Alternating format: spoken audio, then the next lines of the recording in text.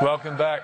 With the world going mad on smartphones and 24/7 interconnectivity, how do I say that? Interconnectivity. The chances of being a victim of internet crime has escalated. And one company that is leveraged off trying to find solutions to this new world challenge is Symantec, and its Vice President and Managing Director for the Pacific region, Scroggie, is here to tell us what we should be afraid of and whether we can really sleep easily each night. Craig, how are you? Good, Peter. Thanks. And, mate, look, a lot of people have heard the name Symantec, and of course it's got a big presence in the US. It's a listed US company, isn't it? That's correct. Yeah, exactly.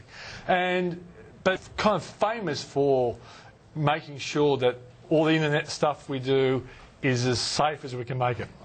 Obviously, the Symantec brand has been synonymous as a leader in the security industry for many years. Yeah. It is a publicly listed company in the US. Yeah. The primary mission of the organisation is to secure and manage customers' information.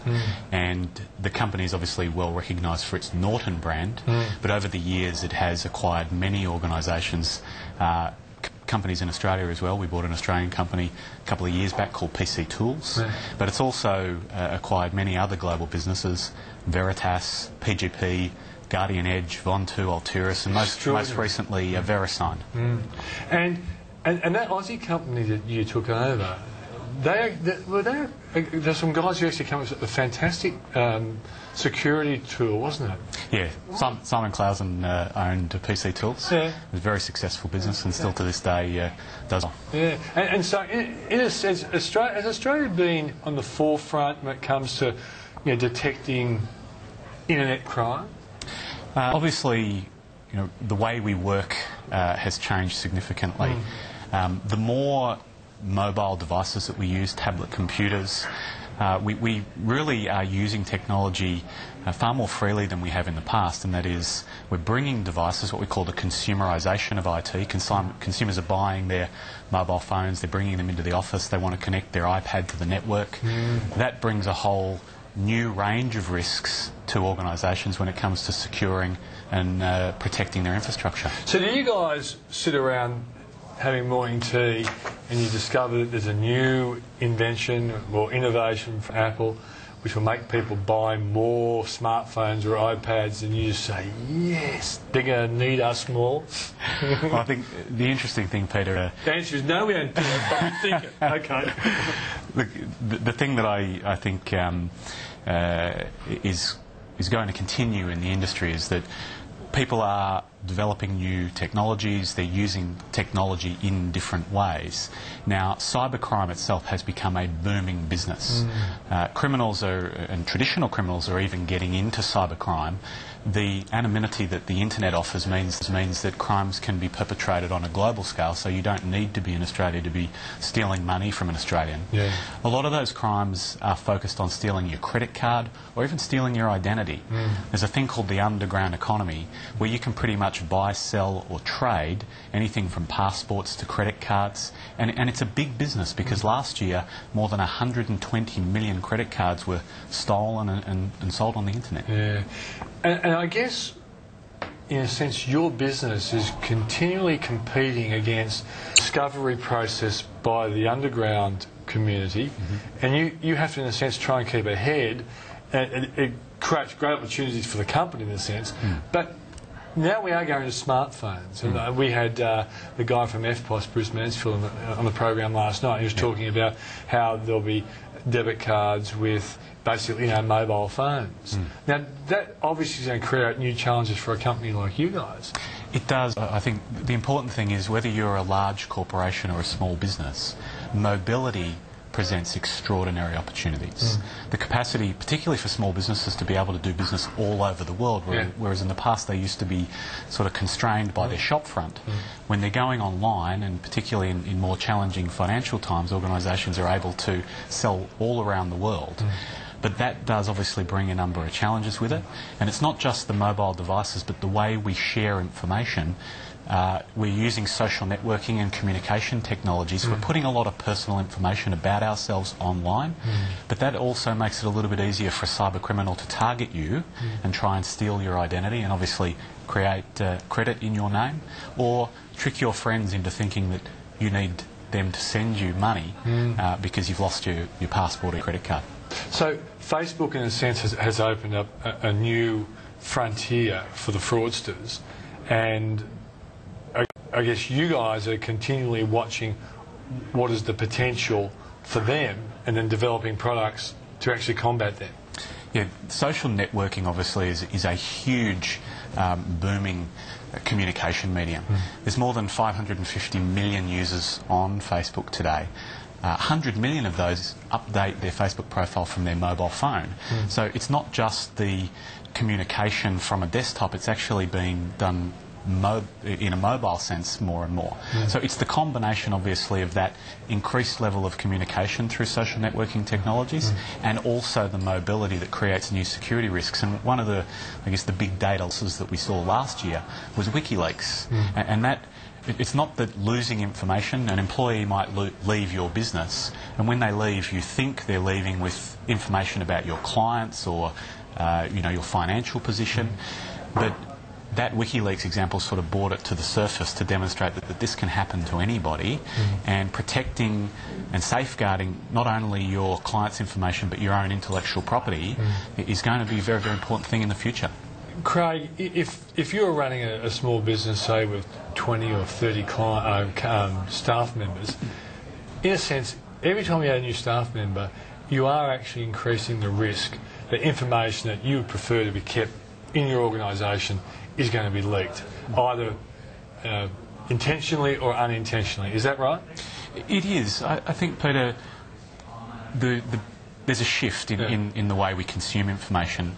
There's a blurring of the lines between work and home life, and I'm not sure whether you do this, but I'm certainly guilty of it. And that is that I'll be doing a lot more work at home today than I used to, and I'll be doing a little bit of home duties at work at the same time.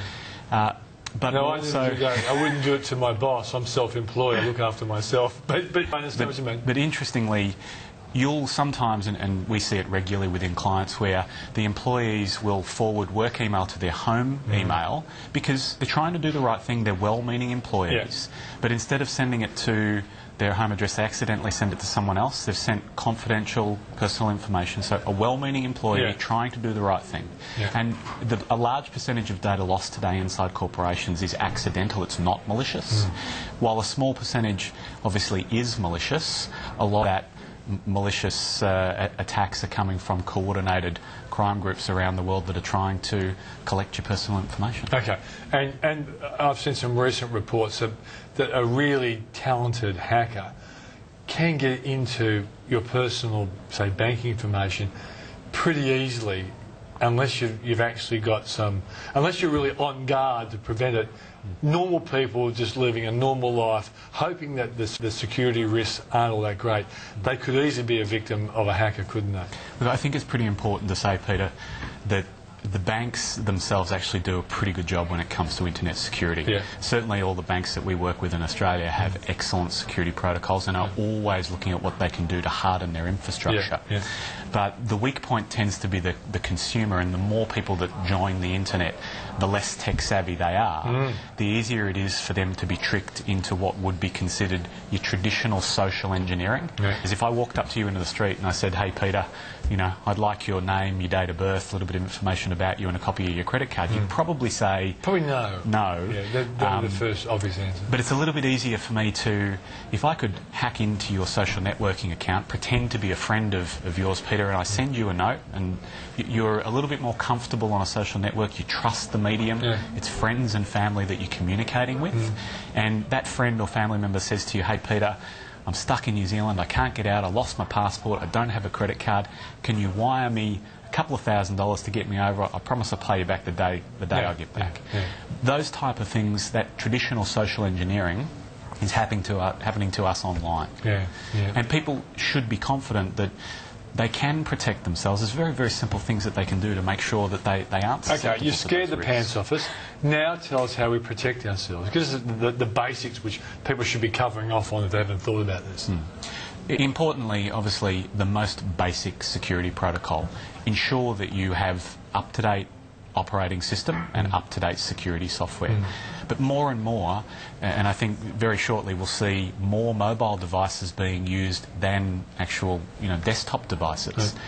Mobile phones have password security. A lot of people don't turn it on. The very simple things. Make sure that if your mobile device is lost or stolen, that it's not able to be used. Make sure passwords. You mean are to say activated. that password 0000, other people might be using it? It's definitely not a good one. Yeah, it's a good point. A lot of people don't care about the password security. And you're saying with smartphones we're more vulnerable than ever before, and so that's a basic one. Anything else we should be doing? Look, importantly, obviously, not only the most basic security protocols, but information. And if you're a small business owner, you have the same capacity to encrypt and protect your information as what the big organisations do. Just because you're a small business doesn't mean that your level of security preparedness shouldn't be as good as large companies or large government agencies. So ensuring not only you have the most basic security protocols in place, small businesses can access things like encryption, data loss prevention technologies and compliance that will help them harden both their internal security protocol and protect their customers' information. If you're running a business and you've been so busy running a business you haven't even thought about your security issue, would you recommend that you get a consultant in whose specialisation is to stress test your security system? Because it seems to me a lot of people wouldn't have really cared that much about it. Well, Peter, one of the big phenomenons, obviously, in the IT industry at large today is the move to this thing called cloud computing. Yeah. And we don't need, as a small business, you don't need to own all of that infrastructure and operate it yourself. The opportunity to be able to go to an expert and say, hey, I've got employees, I don't want to have to worry about buying a server and loading an application and standing up a web store. I'd like to go to a company that hosts all of that. I'd just like to pay them for the number of employees that I have. They are responsible for protecting my information. They'll provide me my compliance reporting and things, but they'll also allow me to protect or select the level of security that I need. So that phenomenon, or that growth in infrastructure, platform or application as a service means that small businesses today can get as good a quality service as what any organisation can. Okay, good idea. Thanks for joining us on the program, mate. Thanks, Peter.